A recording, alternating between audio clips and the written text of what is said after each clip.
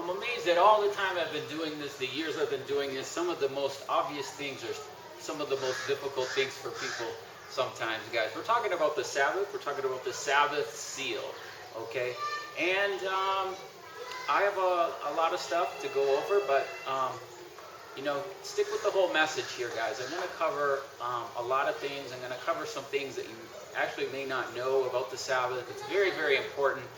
And we're going to approach it, guys, with a end times, last days approach, okay? God declares the end from the beginning, and we know that the creation week, God rested, okay? And then he said this was a sign, the Sabbath, and to rest on the seventh day is a sign of a perpetual covenant, okay? So let's go to a bunch of verses here, guys. Let's go to Exodus 31. And in Exodus 31, it mentions many of the things I just said. But here, speak unto the children of Israel, saying, Verily my Sabbaths shall you keep for a sign. Okay? And here we have specifically a sign or a token in Hebrew. And this is very important in the last days. Between me and you throughout all your generations, that you may know that I am the Lord that does sanctify you. You shall keep the Sabbath, therefore, for it is holy unto you. Everyone that defileth shall surely be put to death. Okay? 6 days shall you work, but on the seventh day, rest. Holy is the Lord. Whosoever shall do any work on the Sabbath day surely will be put to death. Okay? And now, guys, let's go to. You're not supposed to buy or sell on the Sabbath. I don't know if you know that, but here it's a sign. Okay, and we know that there's a sign where there's a seal. Okay, and that's what we're talking about. It's a Sabbath seal. Now here it says token, but a token is also a seal. And this is what the Lord Jesus said. And actually, it's in a couple times in the Gospel of John. And in having faith in him is a seal. Okay, and the seal is on the forehead. It's on what you think. Okay, and it's also what you set your hand unto, your works, okay? So in John 3:33, he that has received his testimony, the testimony of Iesous Christos, has set his seal, that God is true. Okay, so there we can see this seal. And then he said, labor not for that which endures unto, he says, labor for that which endures unto everlasting life, which the Son of Man shall give unto you, for him has the Father sealed. Okay, so here we can clearly see the works, okay, labor, everlasting life, and works that the Father has sealed, okay? So that's why this seal and token that's mentioned in Exodus is this same seal that we see in Revelation 7 and Revelation 14, okay? Now, it says, don't buy or sell. Now, what you have to do is you have to do some studying, guys. And if you go to Nehemiah 10 and verse 31, and of the people of the land bring victuals, but on the Sabbath day to sell, that we would not buy from them on the Sabbath or on the holy day. So you're not supposed to buy or sell on the Sabbath. On the holy day, you're supposed to keep it holy. You're supposed to rest. Now, guys, there's a lot of words for Sabbath. In Hebrew, you would say shâbath, okay? And let's go to Genesis 2. If we go to Genesis 2, we can see the first use of this word, shâbath, okay? And it's Genesis 2 and verse 2. And on the seventh day, God ended his work which he made, and he rested on the seventh day. So, guys, the Sabbath is the seventh day, okay? It's not anything other than that. It's the seventh day. I mean, this can't be more simple. Okay, he rested on the seventh day from his work which he made, and God blessed the seventh day and sanctified it, because in that he rested. Now, this word in the Strong's Concordance is H7673, and this is the most basic word for shâbath. Okay, but here in English you read it's rested, but it's really to cease from works. And really what the Sabbath is all about, it's faith, okay? All these different Sabbaths, there's lots of Sabbaths. We're not going to be able to go through them all, but there's lots of Sabbaths. And what you have to do is you have to believe, like you set your mind to something, okay, I'm going to do this, I'm going to do this. But the Sabbath comes and says, okay, stop all that. Okay, just cease, rest, okay? And you trust in God. In Hebrews chapter 4, it talks about there's a rest for the people of God. And that rest is faith. Okay, so all these intervals of time that God says rest, there's lots of Sabbaths. I found 7 Sabbaths, okay, including the Apocalypse, Daniel's 70th week, okay. So you're supposed to rest. You're supposed to say, okay, this particular day I'm not doing anything. I'm just going to trust that, God will, take care of what needs to be taken care of. But you have to obey what He says, okay. Now, when we saw in Exodus, obviously, in the Old Covenant, it was there was a strong measure on that, and the people were to be put to death. Okay, and this is why they are trying to accuse Jesus of breaking the Sabbath. Okay, but He said, look, the Sabbath isn't about about keeping stringent rules upon people. Sabbath is about life. Okay. And Jesus was ministering life, ministering healing people, but they were getting angry with Him because He was healing on the Sabbath. And He says, I am the Lord of the Sabbath, okay? And He says, that's why He requires mercy instead of sacrifice, okay? So what that means is the Sabbath is about mercy. The Sabbath is about, rest, trusting in God, helping the poor, okay? That's really the Sabbath. But it is a significant sign. It's an important sign. And as we look at it as a sign, actually, let's go to Ezekiel 7. In Ezekiel 7, it talks again about, buying and selling, okay? And let's see, here we go. For the time has come, the day draws near. Let not the buyer rejoice, nor the seller mourn, for wrath is upon all the multitude. For the seller shall not return to that which he has sold. And although they are alive, yet for the vision is touching the whole multitude thereof, they shall not return, neither shall any strengthen himself in the iniquity of his life. So again, we have buying and selling. Okay, we're gonna get more. I'm mentioning these things, and I want you to remember buying and selling. We're going to talk about it later. Okay. Then again, it's a sign. Exodus. Ezekiel chapter 20. In Ezekiel chapter 20, it talks about them polluting the Sabbath. Okay. You polluted my Sabbath. Ezekiel 20:16. Ezekiel 20:20. Hallow my Sabbaths, they shall be a sign between me and you, that you shall know that I am the Lord. Okay. Verse 12. Moreover, I gave them my Sabbaths to be a sign between me and them, that they might know that I am the Lord that does sanctify them. Okay. So actually, if we look here, we can see the word Sabbath used 7 times between Ezekiel 20 and Ezekiel 22. And let's look at Ezekiel 22 as well. It's and they despised my holy things and profaned my Sabbath. Okay. And their priests violated my law and profaned my holy things, and have put a difference between the holy. I put no difference between the holy and the profane, neither have they showed a difference between the unclean and unclean, and have hid their eyes from my Sabbath and profaned them. Okay. And it talks about the prophets and the people. Okay. So the Sabbath is being violated. And these are prophecies of the end times, which as well we can see in Jeremiah 17. And guys, if you haven't watched it, I have the other video where we talked about the key of Yehoiada. The key of Yehoiada also, they were in position on a third of the Sabbath. Okay, now I'm going over the Sabbath and the significance of keeping the Sabbath, and not only that, the prophetic significance of the day, of keeping the Sabbath, of the seal. Okay? Jeremiah 17:21, thus says the Lord, take heed to yourselves, and bear no burden on the Sabbath day, nor bring in them the gates of Jerusalem, neither carry forth a burden out of your houses on the Sabbath day, neither do any work, but hallow the Sabbath day, as I commanded your fathers. But they obeyed not, neither inclined their ear, but made their neck stiff, that they might not hear, nor receive instruction.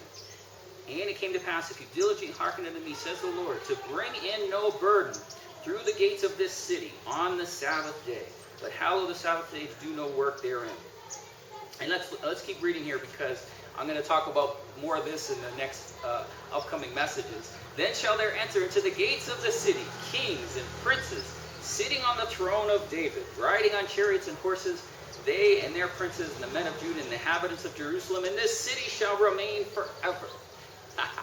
And they shall come from the cities of Judah and the palace of Jerusalem, from the land of Benjamin to the plain, and from the mountains from the south, bringing burnt offerings and sacrifices, meat offerings, incense, bringing sacrifice of praise into the house of God. But if you will not hearken unto me to hallow my Sabbath day, nor bear a burden by the entering of the gates of Jerusalem on the Sabbath day, then I will kindle a fire in your gates thereof, and it shall devour the palaces of Jerusalem, and it shall not be quenched. Okay, so here again we have the Sabbath. In what I just read to you in Jeremiah 17, it mentions the Sabbath day 7 times. Very, very significant. Okay. Now, another thing, guys, about the Sabbath is when we say Sabbath, that's like the Greek version. When we say Shabbat, that's like the Hebrew version. But if we say the Greek version, what happens is, again, remember this is a sign, this is a seal. And they have the seal of the Father's name on their forehead.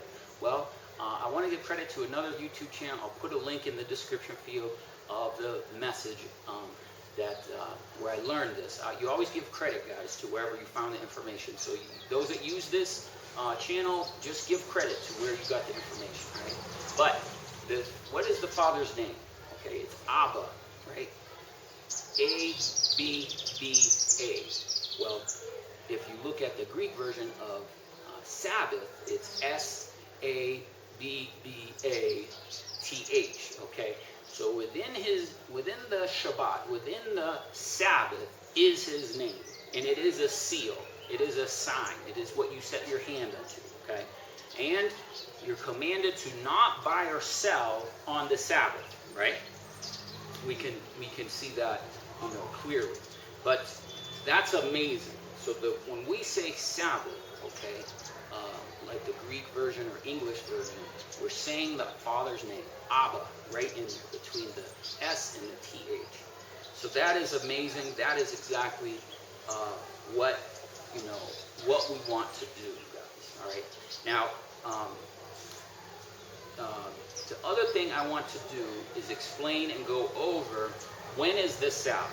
Okay. Now this is, well, at least to me, I always thought this was very simple. And I'm going to have to, show you some charts, and we're going to go into more depth on this. But the Sabbath is very simple, guys.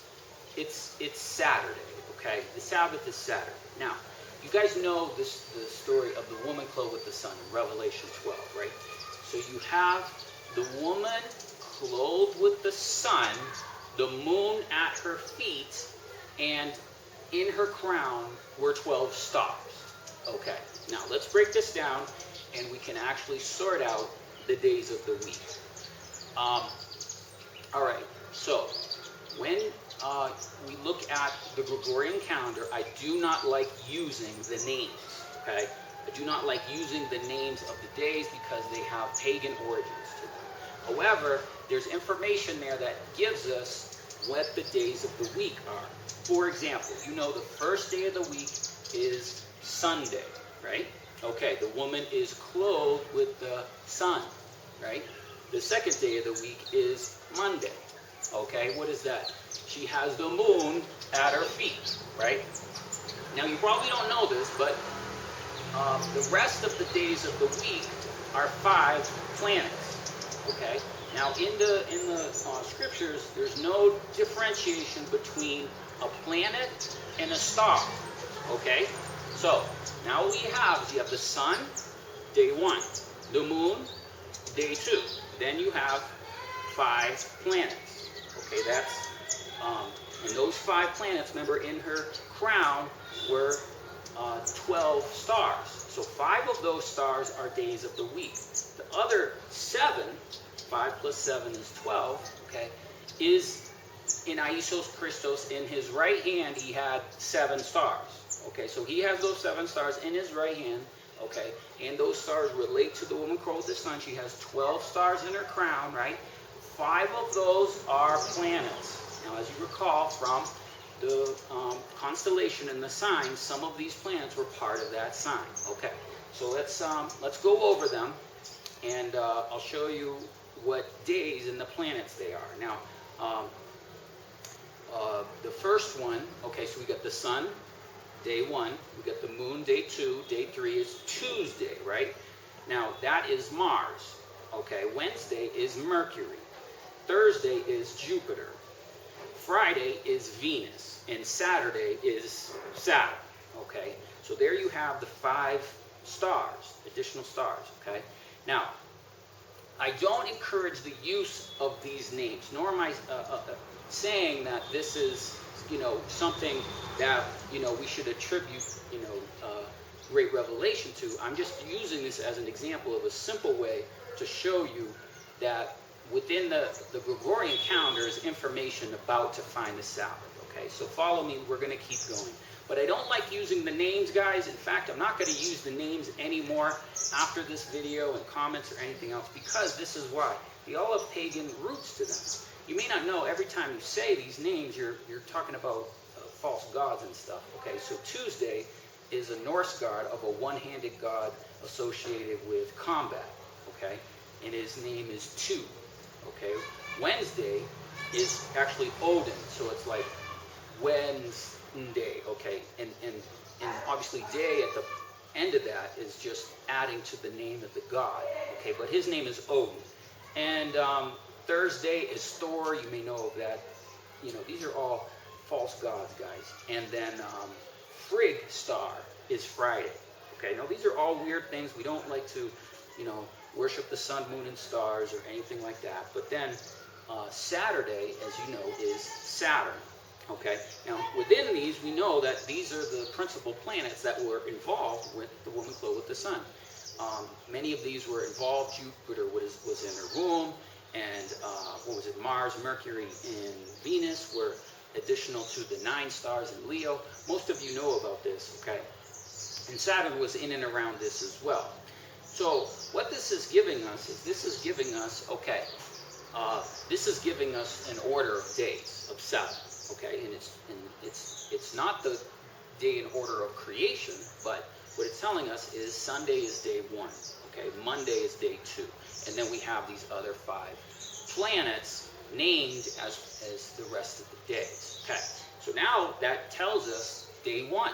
Okay, that's giving us, just like the woman clothed with the sun, the first sign, the first indication of her was the sun. She was clothed with the sun. Okay, and the moon was at her feet. So sun 1, moon, feet 2. Okay, so this is giving us the order of days. So giving us this order of days, that would make the last day, day 7, Saturday. Okay, Saturn. All right, now that is the Sabbath, guys. That is the 7th day. Okay, now as well, we don't want to use these names.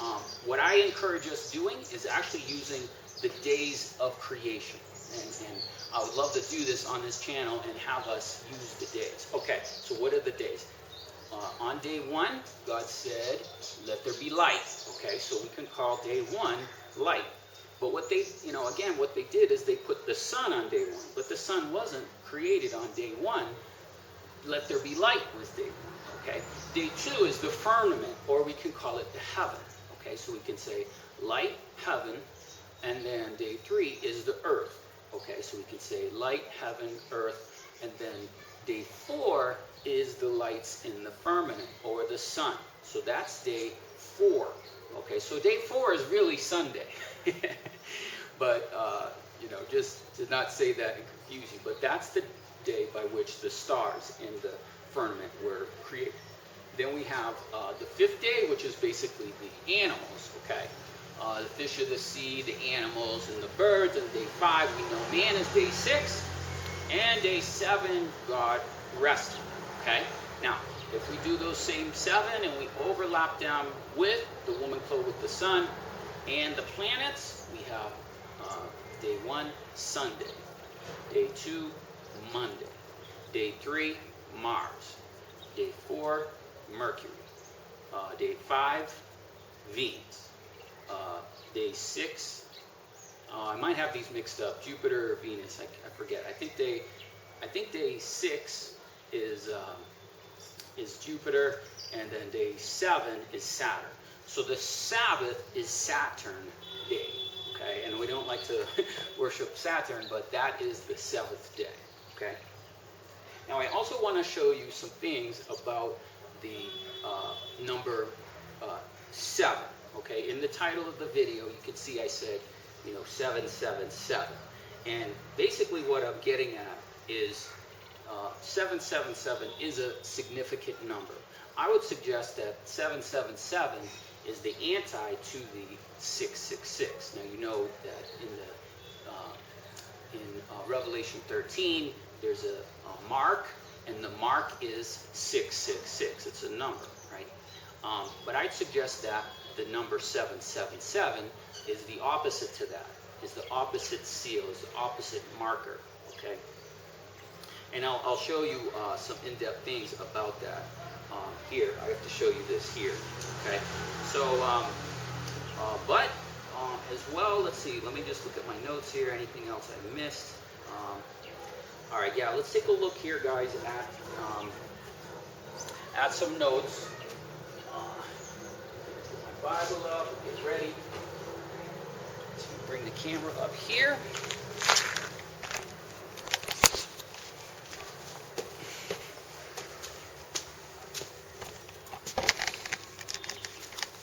Okay. Bear with me, guys. I just need a second to set up. I don't have a pause on this camera.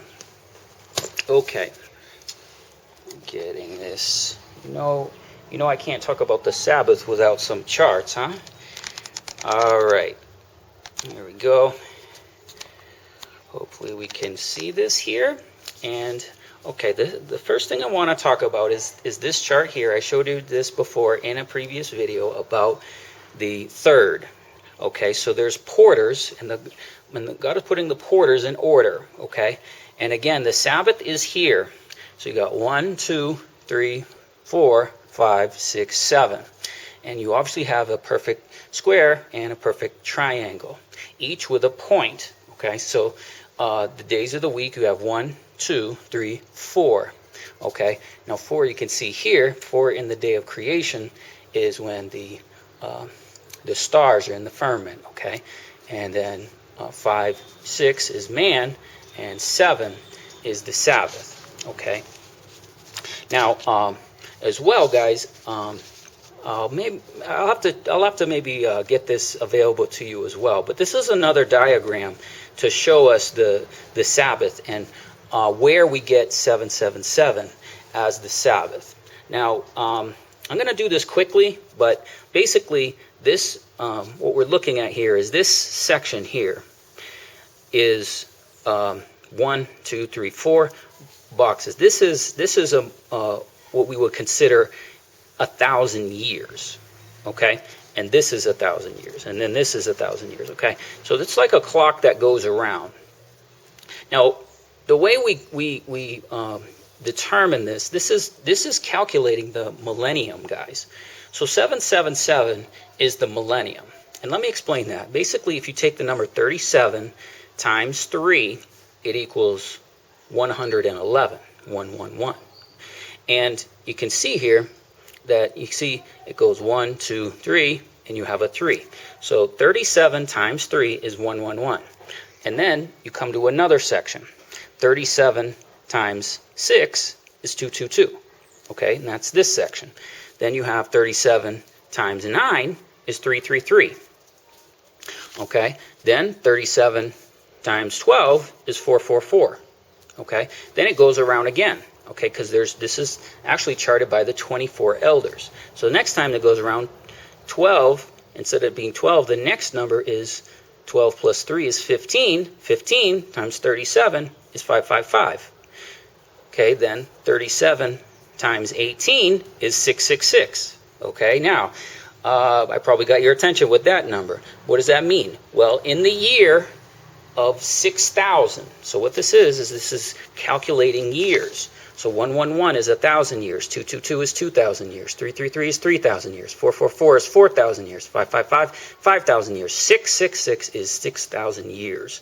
So the years of man is 6,000 years, okay? Then when we get to 777, that's 7,000 years, okay? And that's the millennial rest. So where we are in time is we're in this 6,000 years. And the Hebrew year is wrong. We're already in it, guys. It's year 6,107. Well, it's coming up where it's still in 6,106 in 2017. But what I'm getting at is 777, which is 37 times 21, is millennial rest. And that's the number I'm using also to describe the Sabbath, okay, 777. And as we can see, clearly the Sabbath is a sign, right, that God made, okay, and clearly the Father's name is in Sabbath, okay, but this is all contrary to the mark of the beast, right? Because, you know, in the mark of the beast, when we look at it in Revelation 13, let's see, where is it here? In the second horn, in the exercise power of the first beast, and calls all them to dwell to worship the first beast. And he does great wonders, and then, and all that dwell on the earth, that should make the image of the beast, okay? And unto the image of the beast, the image of the beast should speak, and cause as many would not worship the beast, be killed, and cause both small and great, rich and poor, bond and free, to receive a mark on their right hand and on their foreheads, that no man would buy or sell, save he that had the mark or the name of the beast, okay? So what this is this is actually as well, the buying and selling, guys, is relating to the violation of God's law of the Sabbath, okay? That's what we're getting at here. So what you want to do is, if you want, you can see, lo, I looked at the Lamb and on Mount Zion, and with him 144,000, with the Father's name on the foreheads. We saw it. The Father's name is Abba, okay? Abba, Father, okay? And within Abba is Sabbath, S-A-A-B, S-A-B-B-A-T-H, okay? So, I'm not saying that you're taking the mark of the beast if you don't keep the Sabbath. I'm just saying if you want to be the Father's name on your forehead, keep the Sabbath. Do not buy or sell, okay? And keep all the Sabbaths. There's lots of Sabbaths, guys. But that's why we're saying the year, we're in the year of 666, the year of man. Because it says 1,000 years is as a day with the Lord. It says that in Peter, okay? And we want to rest. If we honor God's rest, we'll enter into rest, which is the 1,000-year reign. So, guys, that's what I wanted to cover. The Sabbath is the seventh day, okay? In the Gregorian calendar, it's the day they worship Saturn. But we don't worship Saturn. We worship the Most High God. As well, guys, I want to mention something else, too, real quick before I conclude. I don't know, can we get this? I don't know if this is going to... I think there's too much light. Let me move the camera. Let me move the camera here, guys. I want to show you this. And I want to show you the numbers. Okay, you can see how before, remember I was telling you how the number 37, we were multiplying, and I was telling you there's 24 elders. Well, 37 is 24 plus 13. Okay, so you got it right here. 37, 20, 24 elders plus 13. Now this is where you need the Enoch calendar, okay? Because a season is 3 months. In 3 months, there are 13 weeks. So what you're doing is you're adding 13 weeks plus 24 elders to 37. And that gives you 91 days. Guys, in the Enoch calendar, it's 91 days in a season, okay?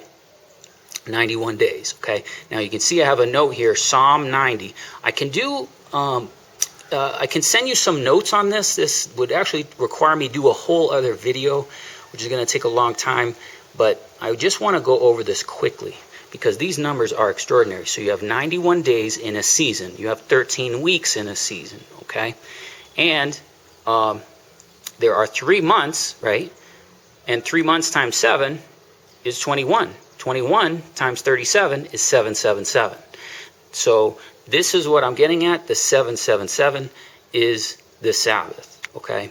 And as well, we have a note here. The doorkeeper is H7778. and that's mentioned 37 times. So I just wanted to mention that. You may not understand anything I'm saying, but you can ask questions in the scripture field. I'll be glad to answer and share these notes with you. But the only other 777 I found is Lamech. Enoch's grandson lived 777 years, and he died just before the flood.